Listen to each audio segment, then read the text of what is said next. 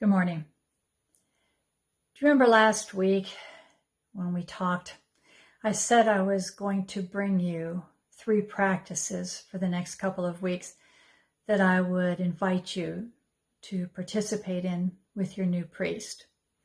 So in order to tell you practice number 1, which is where we're at today, is I need to first remind you of the story of David and Goliath.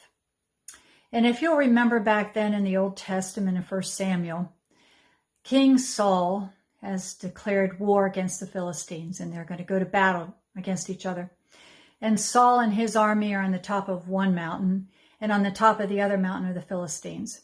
And they're getting ready to do battle in the valley. And the Philistines send out a warrior named Goliath. And Goliath happens to be this huge giant. And the giant says to the Israelites, I challenge you to send out to me your best warrior, and the 2 of us will do battle. And whoever wins, that side will then get the opposite side, the losers, as their slaves, as their servants going forward. Well, the Israelites took a look at this huge Goliath that had come out, and they became full of fear. And no one stepped forward to help. No one stepped forward to be the champion for the country, the Israelites. And so it just so happens that amongst the soldiers for King Saul were a couple of brothers. And they happen to be the sons of Jesse. And Jesse is back home on the farm. And Jesse gets curious and also to see what's going on about the war. And he also wants to send some food to his sons. So he calls his son David, who happens to be the shepherd tending the sheep, and he calls him in and he says, please come, and I want you to take this food to your brothers and find out what's going on. And so Jesse goes to the campground of the Israelites, and he's asking around, and he finds out about the challenge of Goliath.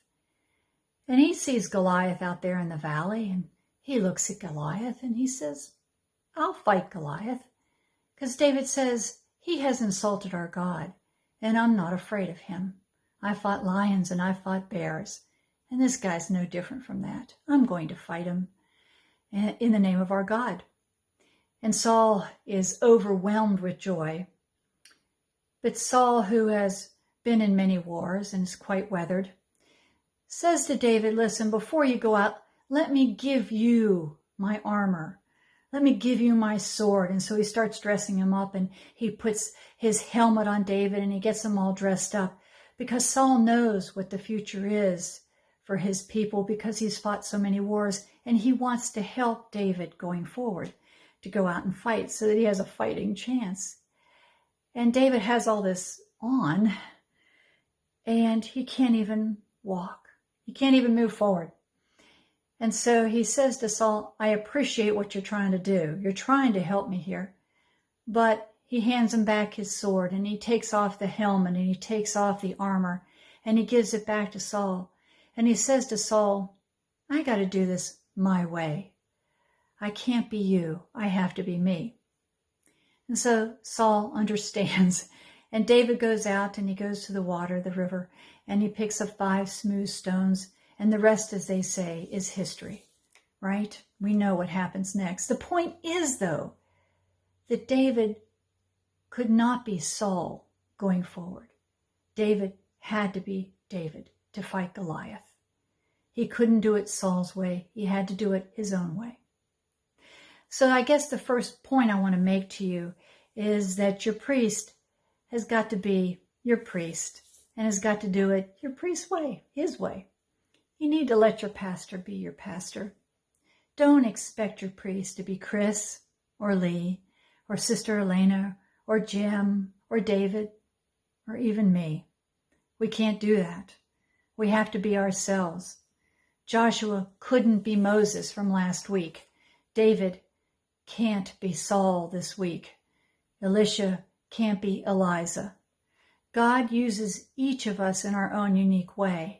And that's what we have as our gift to give to you, is the gift that God has given us in our unique way. Each of us has this strength. So I invite you to celebrate your new priest and the skills that your new priest is going to bring to you, and join with your priest so that you have this glorious future that I know that God has planned for you. Christ will use him powerfully, and this in the new ministry will be very effective. So that's our first practice, is let your priest be your priest. And next week we'll have practice number 2.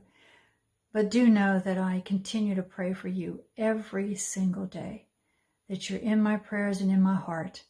Please practice safety by going out with your mask on so that you can show Christ to other people and not infecting them accidentally. And stay home as much as possible and pray. These things I say in the holy name of God. Amen.